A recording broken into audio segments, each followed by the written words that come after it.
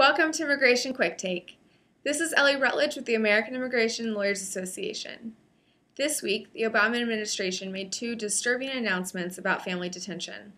Immigration and Customs Enforcement confirmed it contracted a private prison corporation to open a new family detention facility in Dilley, Texas.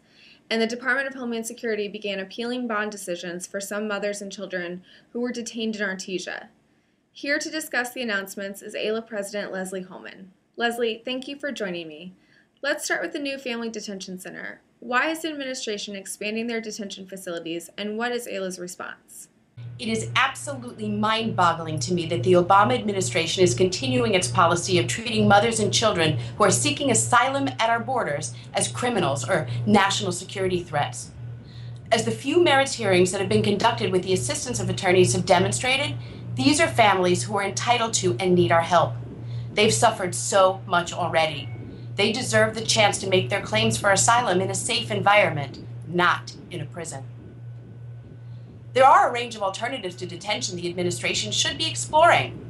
In addition to being humane, they would be cost-effective. Many of those seeking refuge have family and friends who are willing and want to take them in. The data on alternatives to detention shows that those who are released to family are more likely to return to court and present their claims. Why are we unwilling to rely on this data, but instead we're willing to rely on some vague and absolutely absurd notion that they, toddlers, are somehow a security threat? Aside from the fact that we are imprisoning those who are seeking safety and support, and that alone is contradictory to everything our country stands for, these facilities don't allow for access to counsel, or at least permit it to happen in a way that helps. The attorneys participating in the AILA pro bono project in Artesia have to fight just to communicate with their clients, sometimes even just to locate them. Imprisonment without due process is unacceptable. We should be addressing the factors that are causing these families to make the dangerous journey north. Detaining them without bond or making bond impossible does nothing of the sort.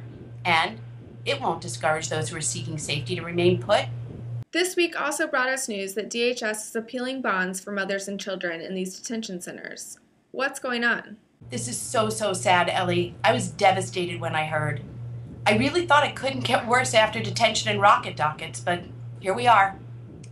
Pro bono attorneys have been fighting for weeks on the ground to get bond for these families. To see the administration try to avoid the few humanitarian actions that have taken place is heartbreaking. To literally drag victims back into facilities like Artesia is unconscionable. I can't imagine how AILA volunteers will be able to explain to the woman that they've managed to bond out that they're coming back to detention, along with their children, to, I don't know, wait again, indefinitely? Can you imagine how those mothers and children will feel?